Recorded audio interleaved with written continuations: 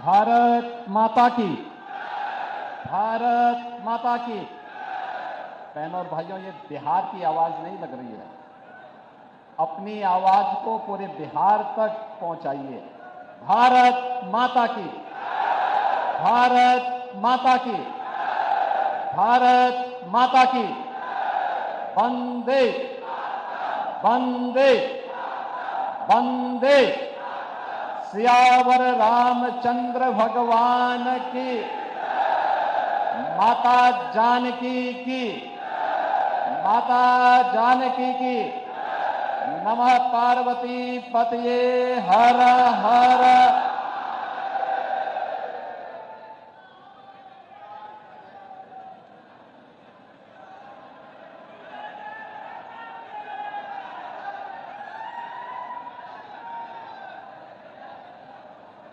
संसद में लंबे समय तक हम लोगों के सहयोगी के रूप में जिन्होंने इस दानापुर क्षेत्र का प्रतिनिधित्व भी किया और विकास में भी योगदान दिया, ऐसे लोकप्रिय नेता,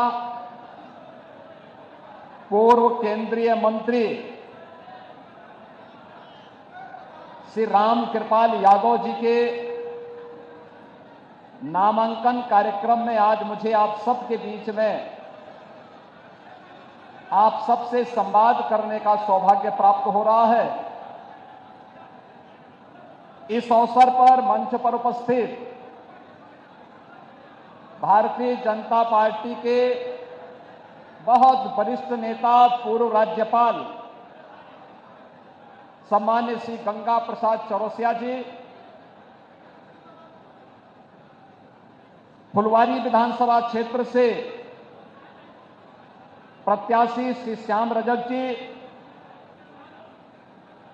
बिहार सरकार के मंत्री श्री जनक राम जी, राजस्थान के वरिष्ठ नेता सम्मान्य श्री राजेंद्र सिंह राठौर जी, दिल्ली विधानसभा के माननीय सदस्य श्री अनिल शर्मा जी, विधान परिषद सदस्य श्रीमती अनामिका सिंह पटेल जी, पूर्व विधायक ससीम गोयल जी, भारतीय जनता पार्टी पटना ग्रामीण के जिलाध्यक्ष श्री रजनीश कुमार जी, लोजपा के जिलाध्यक्ष श्री चंदन यादव जी, जदयू के जिलाध्यक्ष श्री आसिफ आलम जी, आरएलएम के जिलाध्यक्ष श्री राजेंद्र कुशवाहा जी, विधानसभा के प्रभारी श्री श्रीराम शर्मा जी, महामंत्री पवन तिवारी जी और इस कार्यक्रम का संचालन कर रहे श्री अतुल कुमार जी, आज के इस नामांकन कार्यक्रम में उपस्थित हजारों की संख्या में दानापुर विधानसभा क्षेत्र से जुड़े हुए एनडीए के हमारे सभी पदाधिकारी, कार्यकर्ता, बहनों और भाइयों, मैं सबसे पहले बिहार की इस पावन धरा को, जिस पावन भूमि को मां जानकी की पावन भूमि के रूप में, भगवान बुद्ध की ज्ञान भूमि के रूप में, भगवान महावीर की जन्मभूमि के रूप में, लोकतंत्र की जननी के रूप में जाना जाता है, इस पावन धरा को कोटि कोटि नमन करते हुए आप सभी का मैं हृदय से अभिनंदन करता हूं। बहनों और भाइयों, ये मेरे लिए अत्यंत सौभाग्य का विषय है कि दीपावली और छठ महापर्व के पूर्व मुझे अपने पुराने साथी श्री राम कृपाल यादव जी के नामांकन कार्यक्रम में भाग लेकर के दानापुर में आने का अवसर प्राप्त हुआ, क्योंकि दानापुर इसकी अपनी महत्ता है। आप भारत के महान गणतज्ञ और जिनके नाम पर भारत ने अपना उपग्रह छोड़ा था, ऐसे आर्यभट्ट का नाम जानते होंगे। ये दानापुर उनकी जन्मभूमि भी है।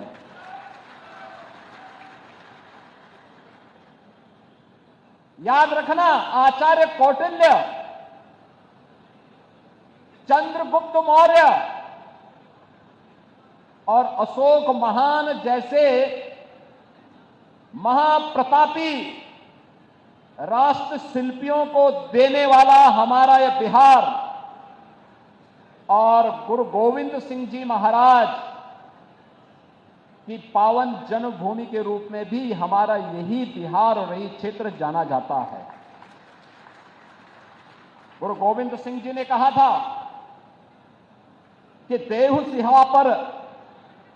सिवावर मोही है, शुभ कर्मन ते कबहू न टरो।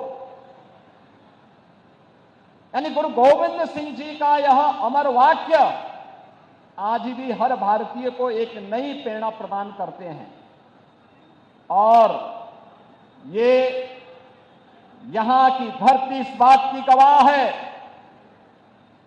कि गुरु गोविंद सिंह जी महाराज जब पटना साहिब से उनको बाहर जाना हुआ तो पहला पड़ाव यही दानापुर उनका रहा है। बचपन में उनका पहला पड़ाव यही दानापुर बना था। आज उस दानापुर में मुझे भी आने का सौभाग्य प्राप्त हुआ है। बहनों और भाइयों, उत्तर प्रदेश और बिहार का संबंध ये केवल एक संबंध नहीं है, एक साझी विरासत है, एक आत्मा का संबंध है, एक संस्कृति का संबंध है और एक संकल्प का भी संबंध है। ये संबंध उसी प्रकार से टूट है जैसे भगवान राम और मां जानकी का संबंध अटूट है। उसी प्रकार का संबंध उत्तर प्रदेश और बिहार का है। उन संबंधों को मजबूती प्रदान करने की दृष्टि से आज डबल इंजन की सरकार बिहार में फिर से स्थापित हो, और डबल इंजन सरकार में बिहार की गति डबल स्पीड से आगे बढ़ती हुई दिखाई दे।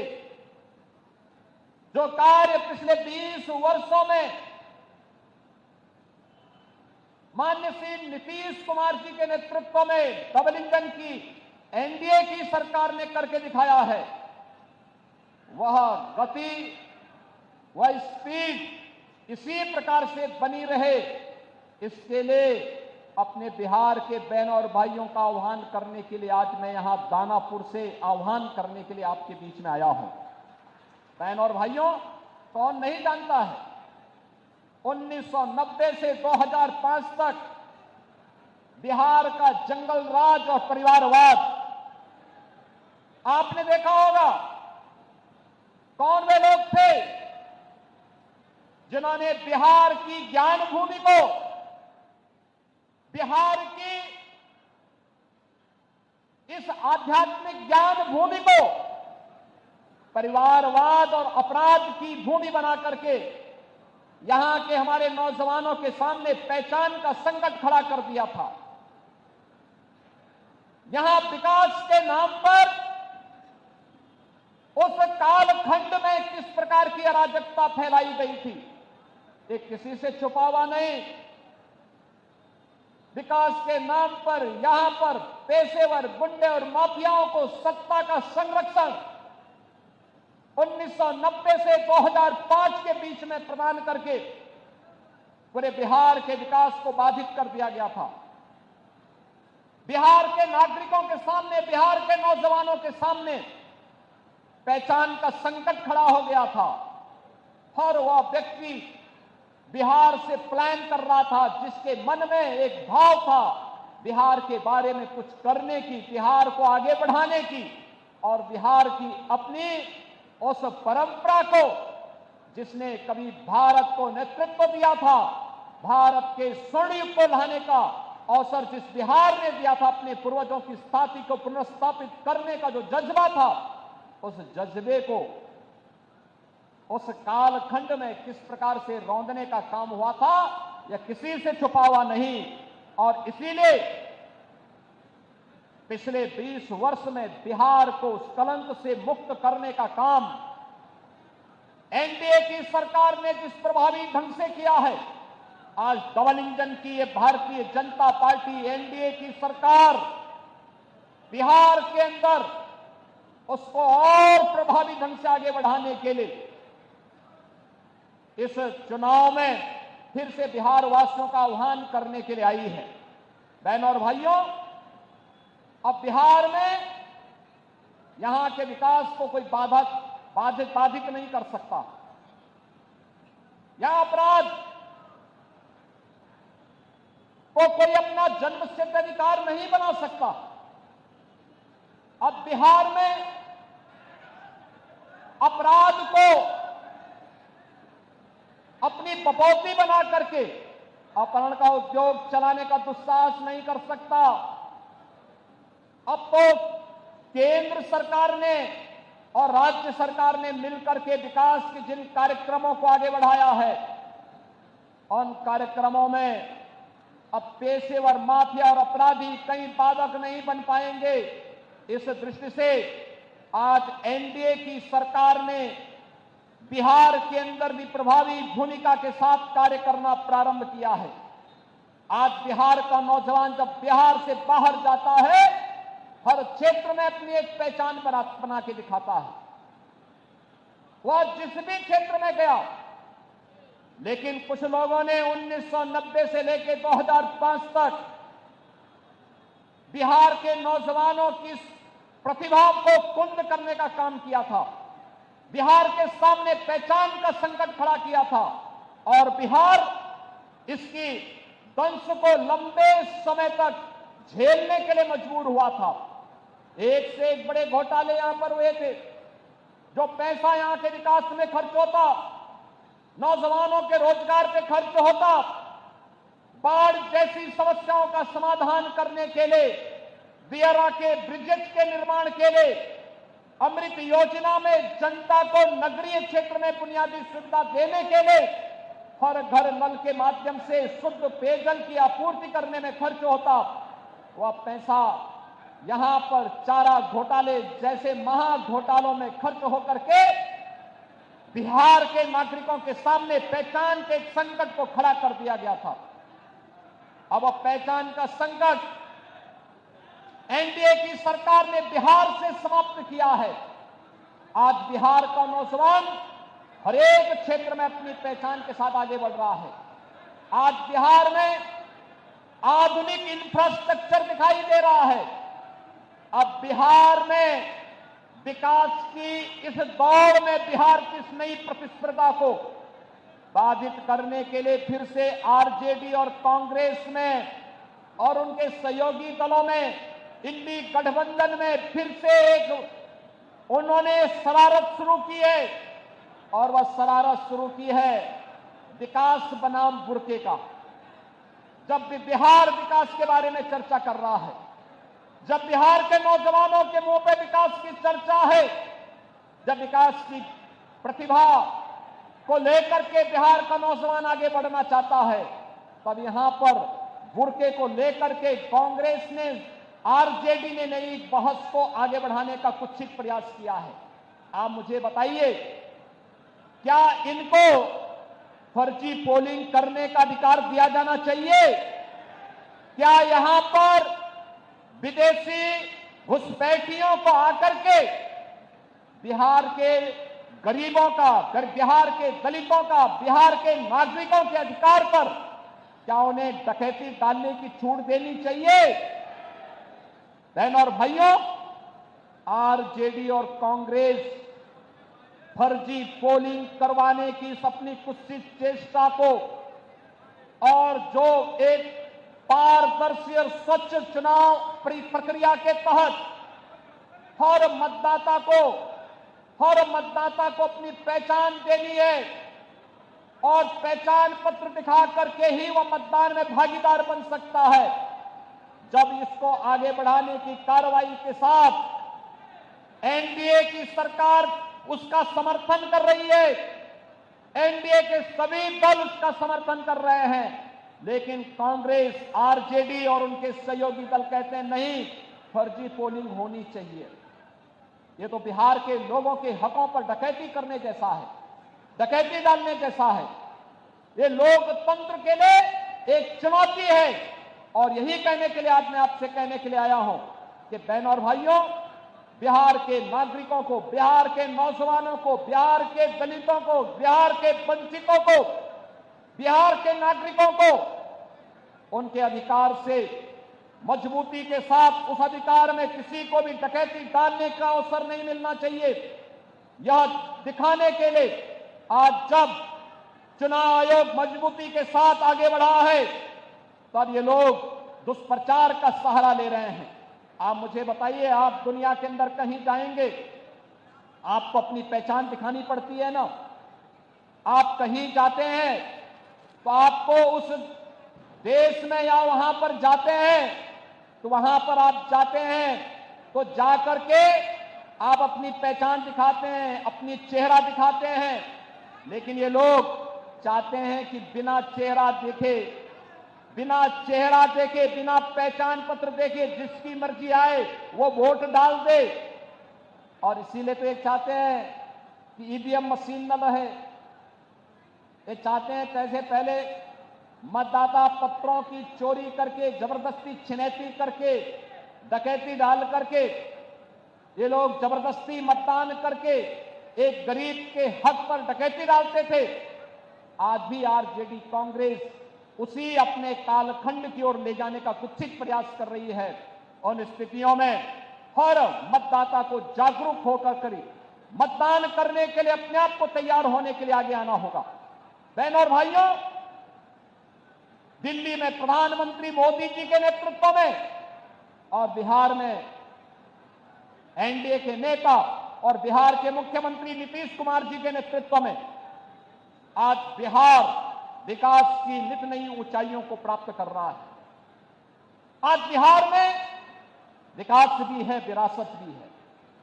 जो लोग कहते थे कि अयोध्या में राम मंदिर नहीं बन पाएगा, आज आप देख रहे होंगे जब बिहार का राम भक्त बिहार से जाता था नारा लगाते हुए, कहते हुए जाता था कि रामलला हम आएंगे, मंदिर वहीं बनाएंगे, तब एक कांग्रेस और आरजेडी के लोग कहते थे क्या ये संभव कर पाएंगे क्या? प्रश्न करते थे। बिहार के चुनाव में हम लोग आते थे, हमसे पूछा जाता था क्या राम मंदिर बन पाएगा? हम कहते थे जरूर बनेगा। तब भी हम कहते थे जरूर बनेगा। और बहनों और भाइयों, आज अयोध्या में तो भगवान राम का भव्य मंदिर का निर्माण कार्य पूरा हो चुका है, रामलला विराजमान हो चुके हैं। लेकिन अब बिहार में भी मां जानकी का मंदिर बन रहा है। लगभग 900 करोड़ रुपए की लागत से बिहार में भी वह कार्य प्रारंभ हो गया है। यही है विरासत, यही है विरासत, यही है हमारी विरासत। हम भगवान राम और मां जानकी की इस परंपरा पर भी गौरव की अनुभूति करते हैं। हमें चंद्रगुप्त मौर्य, भगवान बुद्ध और चाणक्य की परंपरा पर भी गौरव की अनुभूति होती है। यह बिहार की वो भूमि है जब कांग्रेस ने लोकतंत्र के गले को घोटने का काम किया था, तब यही बिहार उठ खड़ा हुआ था। यहां का नौजवान खड़ा हो गया था।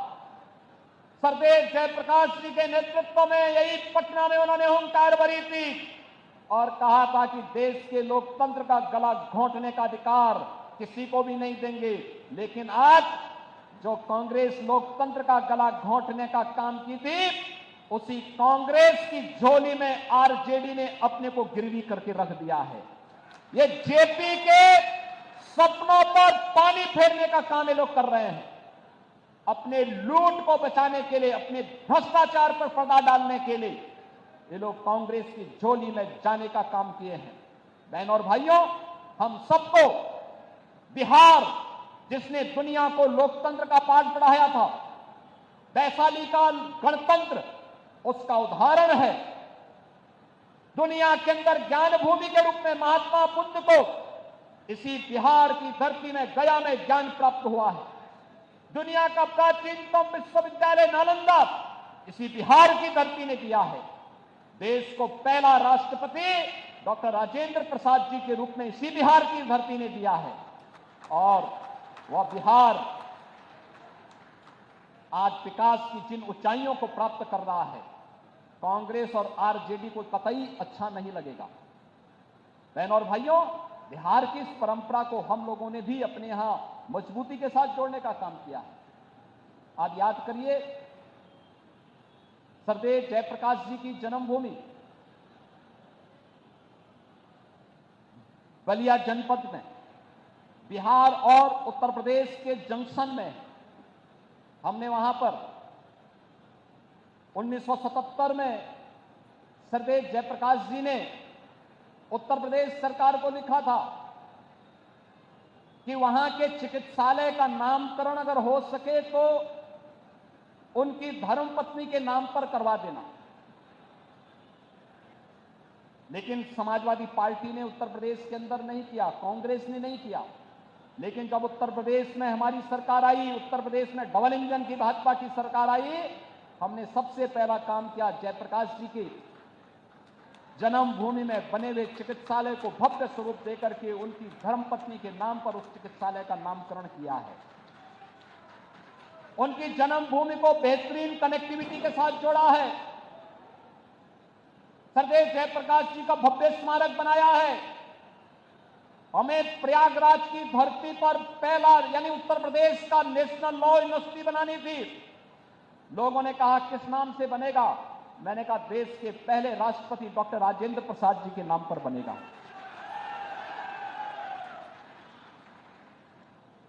अयोध्या की कनेक्टिविटी कहां की होनी चाहिए?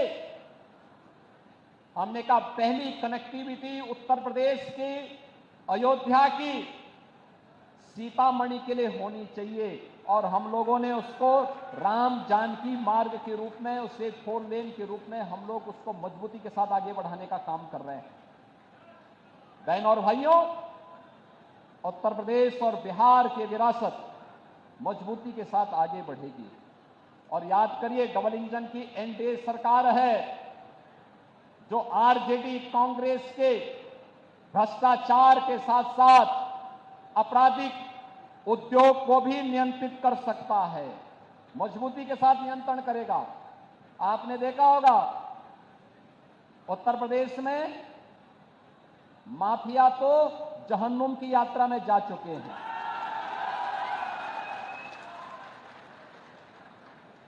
उत्तर प्रदेश में बड़े बड़े जो दुर्दांत अपराधी पहले अपने आप को छाती ठोक करके अपहरण उद्योग में लिप्त थे, आरजेडी के ही पार्टनर वहां पर भी इस अराजकता को फैलाते थे। आज उनकी क्या दुर्गति हो रही है। और हम लोगों ने तो इनकी प्रॉपर्टी को भी जब्त करके गरीबों के लिए आवास बनाने प्रारंभ कर दिए। सबसे आवास, हर गरीब को आवास। मोदी जी प्रधानमंत्री आवास दे रहे हैं। देश के अंदर उन्होंने करोड़ों लोगों को आवास दिया, 4 करोड़ लोगों को आवास दे दिया। ये काम कांग्रेस भी तो कर सकती थी। 12 करोड़ गरीबों के घर में शौचालय बना दिए। 10 करोड़ से भी गरीबों को उज्ज्वला योजना के कनेक्शन दे दिए। 50 करोड़ गरीबों को आयुष्मान भारत की 5 लाख रुपए की स्वास्थ्य बीमा का प्रतिवर्ष सुविधा उपलब्ध करवाई जा रही है। देश के अंदर 80 करोड़ गरीबों को कोविड कालखंड से लेकर के लगातार 29 तक फ्री में राशन की सुविधा का लाभ दिया जा रहा है। बहन और भाइयों, ये काम कांग्रेस भी कर सकती थी, लेकिन गरीब कल्याण न कांग्रेस के एजेंडे में था, न आरजेडी के एजेंडे में। इनके एजेंडे में तो परिवार कल्याण था, स्वयं का परिवार का कल्याण हो। इनके एजेंडे में कांग्रेस का भी परिवार का कल्याण था और आरजेडी के भी एजेंडे में वही परिवार कल्याण था। एनडीए ने पूरे भारत को और बिहार के अंदर पूरे बिहार को ही अपना परिवार मान करके बिना भेदभाव की योजनाओं का लाभ दिया। और इसीलिए जब प्रधानमंत्री मोदी जी दिल्ली से बड़े बड़े इंफ्रास्ट्रक्चर दे रहे हैं, आज बिहार की पहचान बन रही है। बिहार में नए नए विश्वविद्यालय बन रहे हैं, बिहार में मेट्रो जैसी आधुनिक पब्लिक ट्रांसपोर्ट की सुविधा प्राप्त हो रही है, इनलैंड वाटर वे की सुविधा आ रही है, नए एयरपोर्ट बन रहे हैं, नौजवानों के लिए नौकरी और रोजगार की नई नई संभावनाएं आगे बढ़ रही हैं। और इन स्थितियों में विकास की आभा समाप्त नहीं होने देनी है। दीपावली में जैसे हर घर में एक जगमगाहट होती है, छठ के पर्व में एक महा उत्सव जैसा माहौल होता है, ऐसे लोकतंत्र की धरती पर लोकतंत्र का कमल इसी प्रकार से खिलता हुआ दिखना चाहिए कि एक तरफ बिहार विकास करेगा और दूसरी तरफ एनडीए की सरकार मजबूती के साथ यहां के गांव के लिए, गरीब के लिए, किसान के लिए, नौजवान के लिए, महिलाओं के लिए और समाज के प्रत्येक तबके के उत्थान के लिए इन कार्यक्रमों को मजबूती के साथ आगे बढ़ाती रहेगी। इस विश्वास के साथ आज मैं आप सबके साथ आया हूं जुड़ने के लिए। चुनाव के दौरान बहुत यहां पर आने का अवसर प्राप्त होगा, लेकिन मैं आप सबको इस बात के लिए आह्वान करने के लिए आया हूं। ये बिहार में चुनाव प्रचार की शुरुआत है और ये मुझे अच्छा लगा कि मुझे अपने पुराने साथी श्री रामकृपाल यादव जी के ही नामांकन में पहले कार्यक्रम में भाग लेने का अवसर प्राप्त हुआ है। हम लोग संसद में काफी पुराने रहे हैं, एक साथ काम करते रहे और मजबूती के साथ बिहार की आवाज को मजबूती प्रदान करते रहे हैं। हमें बिहार में फिर से उस राम राज्य की अवधारणा को चरितार्थ करना है, जिसको लेकर के यहां स्वर्ण यानी देश का स्वर्ण युग यही बिहार ने प्रदान किया था। बिहार ने आज से 2000 वर्ष पहले हम फिर से बिहार को वहां लेकर के जाएंगे और इसके लिए एनडीए सरकार आवश्यक है। एनडीए के हर प्रत्याशी को विजयी बना करके भेजिए, रामकृपाल यादव जी को भारी बहुमत से विजयी बना करके भेजिए। और बहनों और भाइयों, आप ये मान करके चलिए, जो भी आपकी अपेक्षाएं हैं, आकांक्षाएं हैं, तेरा में ब्रिज का हो, चाहे यहां के सिविल लाइन और ड्रेनेज की समस्या और बुनियादी सुविधाओं का, गरीबों के लिए आवास का, ये सभी समस्याओं का समाधान यहां पर भी होगा। ऐसे ही होगा जैसे माफियाओं की जमीन को वापस लेकर के और गरीबों के लिए आवास बन रहे हैं ना उत्तर प्रदेश में, यहां पर भी बनेंगे, चिंता की कोई बात नहीं, अवश्य बनेगा। इन्हीं शब्दों के साथ मैं श्री रामकृपाल यादव जी को जीत की अग्रिम बधाई देता हूं। आप सभी को दीपावली और महाछठ की भी हृदय से शुभकामनाएं देता हूं। छठी माई से यही प्रार्थना है कि आपके घर में, आपके परिवार में वह इसी प्रकार से उत्सव और मंगल का माहौल बनाती रहे, आप सबके जीवन में इसी प्रकार से खुशहाली आती रहे। इस विश्वास के साथ मैं अपनी वाणी को देता हूं विराम। मेरे साथ बोलेंगे जय जय श्री राम। बहुत बहुत धन्यवाद आदरणीय मुख्यमंत्री जी। हम लोग के बीच में एक संत का आगमन हो गया और जिस धरती पर संत का आगमन हो जाता है वहां से पापियों का अंत होता है। एक बार जोरदार नारा लगाएंगे, योगी आदित्य